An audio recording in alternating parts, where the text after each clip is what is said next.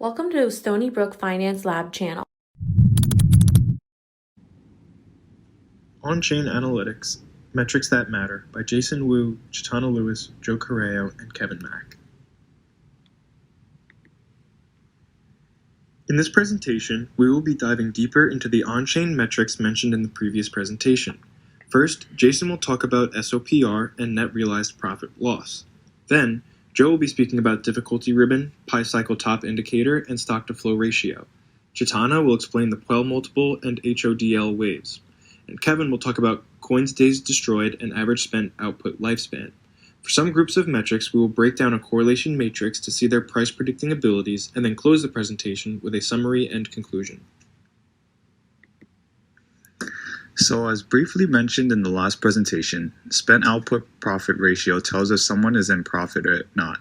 And this is done by using unspent transaction outputs or UTXOs, which is basically how much crypto is left in a certain place. Under calculation, we see that SOPR is equal to the value when UXTO spent divided by the value when UXTO created.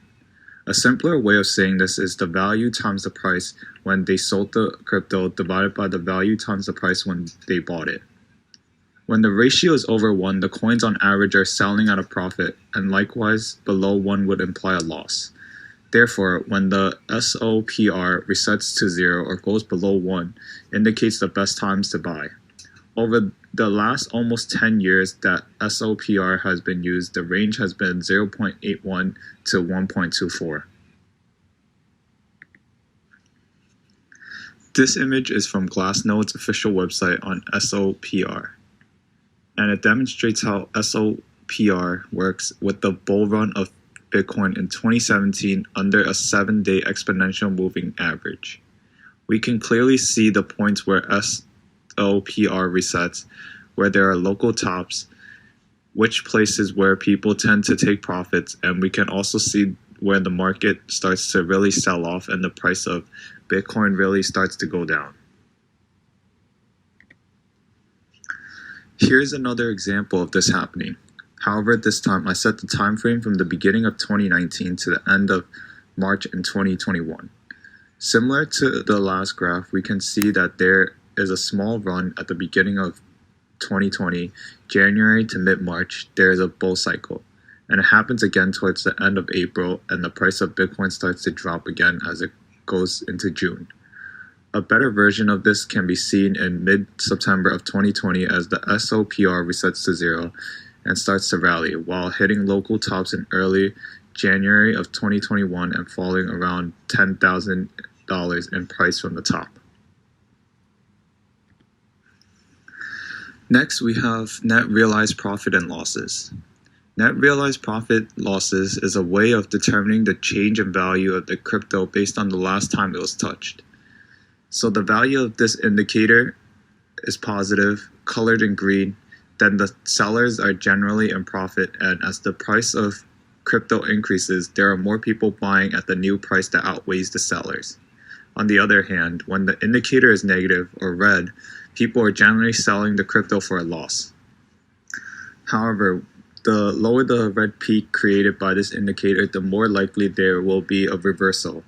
And finally, 0. 0 is when owners of the crypto decide to hold and just leave the crypto in their wallets to sit and do nothing. These can be good indicators of whether a market is going into a bull or bear market. Next, we have calculation, which is simply the realized profit minus realized loss in the time span, which is the same as 1 minus 1 over spent output profit ratio, all times the transaction volume, which is just the total transaction done in the time period. So as I quickly mentioned a minute ago, the way to tell when to buy or sell using this indicator is based on if the peaks are going up or down, and watching the zeros to see the market do a reversal. And this graph from Glassnode, which indicates the bull and bear parts of the market in September 2020 to 2021, we see that the red circles show the extreme profits realized, indicating local market tops, and the blue circles show the trend support in the bull market, where market has corrections. Meanwhile, during the bear market, we can see green circles which indicate extreme losses realized, indicating capitulation events and local lows, and the orange circles represent the trend support during bear markets where market exits near net zero, creating resistance. Here we have a correlation matrix between Bitcoin daily price, spent output profit ratio, and net realized profit and losses.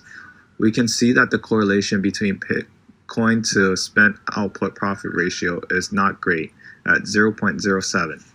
Meanwhile, Bitcoin to net realized profit is at 0.47, almost 7 times better than the correlation between the Bitcoin and spent output profit ratio. These ratios show how helpful each metric is in relation to Bitcoin future price. Difficulty ribbon speaks to the impact of mining on Bitcoin's price. As new coins are mined into existence, miners sell some of their mined coins to pay for production costs. This produces bearish price pressure.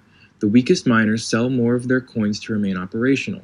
When it becomes unsustainable, hashing power and network difficulty reduces, which happens with the ribbon compression, leaving only the strong who sell less, leaving more room for more bullish price action.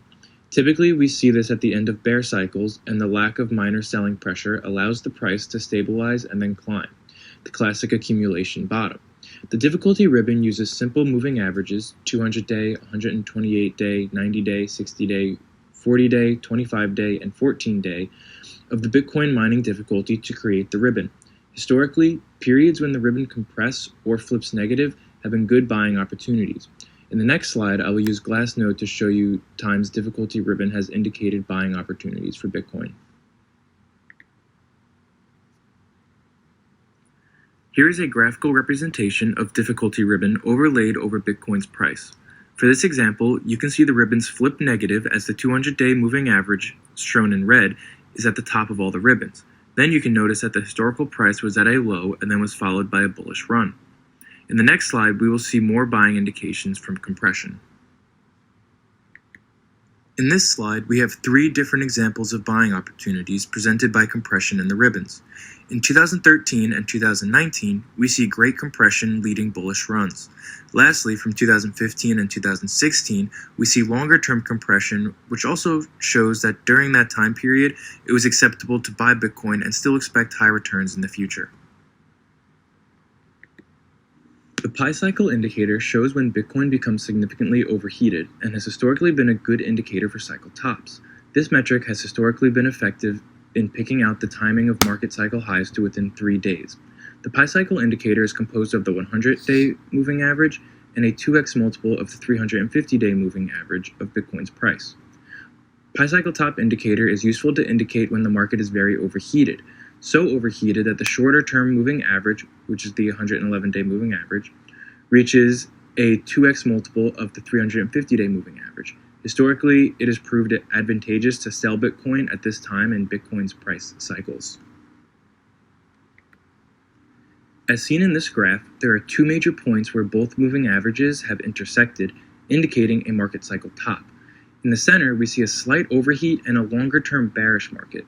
When we see this behavior from the Pi cycle indicator, we can choose to sell our existing position or short Bitcoin in anticipation of the price to drop. The stock-to-flow ratio is a popular model that assumes that scarcity drives value. Stock-to-flow is defined as the ratio of current stock of a commodity, in our case, circulating Bitcoin supply, and the flow of new production, which are newly mined Bitcoins. Bitcoin's price has historically followed the stock-to-flow ratio, and therefore it is a model that can be used to predict future Bitcoin valuations. The stock-to-flow model predicts value changes in a more straightforward manner. It compares an asset's current stock to the rate of new production, or how much is produced in a year. A higher ratio suggests greater scarcity, which generally leads to a higher price. To help understand this metric, it is important to understand the concept of Bitcoin halving. When people first started mining Bitcoins, they would be mined in bags of 50 Bitcoin. Then we experience halving. You can only mine 25 Bitcoin per bag after the first halving. Considering that Bitcoin has a fixed supply, these halvings tend to create large increases in the Bitcoin price. Stock to flow was originally applied to gold and silver, but it has subsequently been adopted by the cryptocurrency community, primarily in regard to Bitcoin. Bitcoin, like these other commodities, is rare and expensive to generate. Therefore, supply and flow are likely the most critical elements in determining its value. In this slide, you can see the rainbow-colored line is the Bitcoin price. The gray is the stock-to-flow ratio, and most importantly, on the bottom, you can see the legend representing days until halving. You can see that for time Bitcoin has experienced a halving, the price dramatically runs up. This is because the coin is becoming more scarce. Be ready for the next halving date, which is planned to occur in 2024. We decided to run a correlation coefficient matrix to get a better understanding of each metric's price predicting power. As seen from this correlation matrix, the true winners for my set of metrics are the pi cycle top indicator and the stock to flow ratio. The pi cycle top indicator has a correlation coefficient of 0.73 with the future Bitcoin price. Next, we see that the stock to flow ratio has a higher correlation coefficient at 0.93. It is also interesting to see that these two metrics have a correlation coefficient of 0.83 with each other. Pool multiple indicator overview. The pool multiple created by David Pool in March of 2019 is a metric that examines the fundamentals of mining profitability and the way they shape market cycles. The metric's focus is looking at the supply side of Bitcoin's economy, which are the Bitcoin miners and their revenue. Calculation. Initially, the multiple was calculated by taking the daily coin issuance and dividing it by the previous year's daily moving average of coin issuance. But as fees started becoming a significant part of miner revenue, the formula was changed to include these fees by using miner revenue instead of just coin issuance. Interpretation. So, how can this indicator be used? This multiple tells you if Bitcoin's mined and entering the ecosystem is too high or too low relative to historical norms. So a strategic Bitcoin investor can use this information to understand these periods of time. Simplified, what this multiple tells you is when it is low, buying in these periods will produce outsized returns, and when the multiple is high, it is in the Bitcoin investor's best interest to sell in these periods. Now, let's take a look at how the pool multiple works using Glassnode Studio. So if you look at the red zone at the top, that is when the miner revenue in USD terms are significantly higher than the historical norms. And you can see that these periods are also when Bitcoin price has also reached major highs. So here you can see that the pool multiple can be used as a forecasting tool to understand that the price is too high and needs to drop. If you look at the green zone in the bottom, that is when the multiple is low, indicating that the price is too low and needs to bounce back up. So the pool multiple will essentially help identify when the price of Bitcoin is too low or too high by observing this upper red band and lower green band. When pool multiple is high, typically values over 4, it is a short signal. It indicates that the price or miner revenue is increasing compared to cost incurred by them. In other words, miner revenue exceeds their cost incurred. This means the Bitcoin is overpriced or overvalued, which in turn increases the miner's motive to sell. On the other hand, when pool multiple decreases, typically values under 0.5, it is a long signal. Low pool multiple means miner revenue is decreasing significantly compared to the cost they put in. This could indicate that the price is undervalued, which in turn increases miners' motive to hold their Bitcoin reserve. Huddle Waves. Indicator overview. The Huddle Waves show what percentage of the total supply of BTC has moved in a specified time period. It provides a macro view of the age of the coin as a proportion of total coin supply. Calculation. Huddle Waves take the entire supply of coins and it categorizes it out by lifespan. In other words, coin supply is categorized by when each UTXO is created. Active supply bands are measured by calculating the number of coins that have been transacted within the specified time window. Interpretation. So, how can this indicator be used? This indicator basically tracks the relative supply age, old versus young coins. And by observing this, you can understand macro spending and accumulation patterns in the market.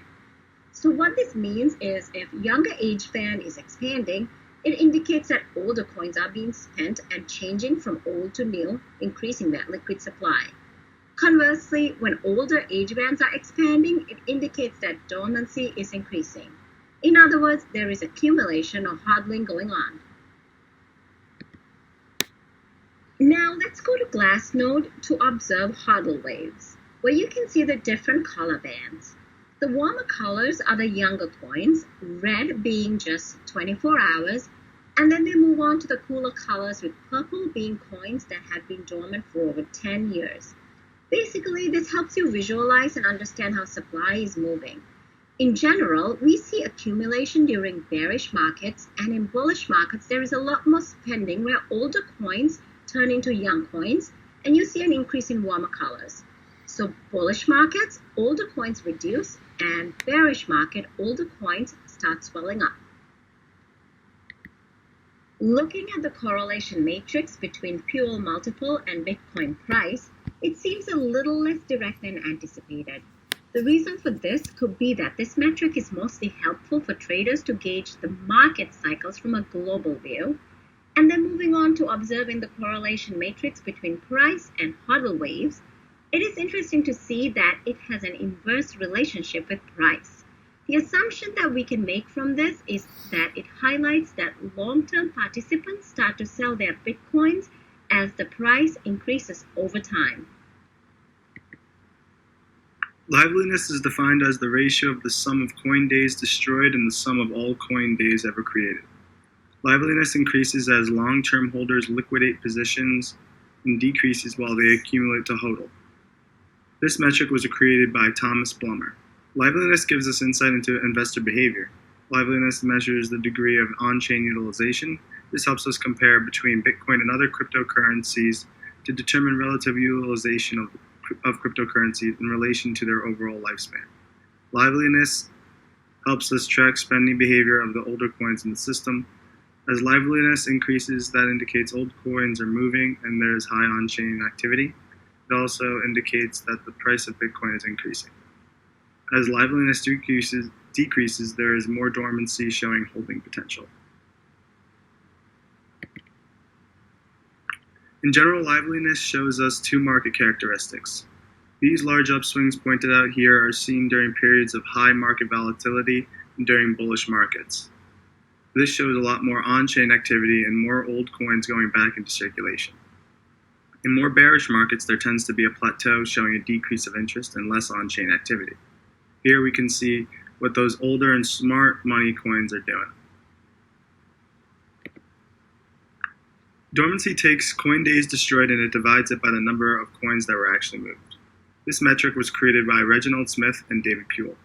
The higher the dormancy, the older the coins transacted that day are on average, and the more old hands are releasing their Bitcoins back into circulation. Low dormancy indicates more day-to-day young traffic. During bullish markets, we can see that there is an increase in dormancy, which tells us that older coins are coming back into circulation. In bearish markets, we can see a decrease in dormancy, showing us that fewer people are spending those old coins and shifting towards accumulation. It shows us when we have a difference of the older coins versus the younger coins coming back into the market. Here we can see that both liveliness and dormancy have a positive correlation in relation to the future price of Bitcoin. This tells us that these metrics will be helpful when trying to determine the future price. After running multiple correlation matrices, we were not expecting to see such small correlations between the metrics and Bitcoin's future price. However, we realized that these metrics are for longer-term investment decisions and may show stronger correlations given a longer time horizon. Furthermore, this can also be a reminder that there is no one metric that will reveal a good investment. Using all of the metrics together will help you form a logical cryptocurrency investment decision. Thank you for watching this video. Please feel free to like, comment, and subscribe to this YouTube channel.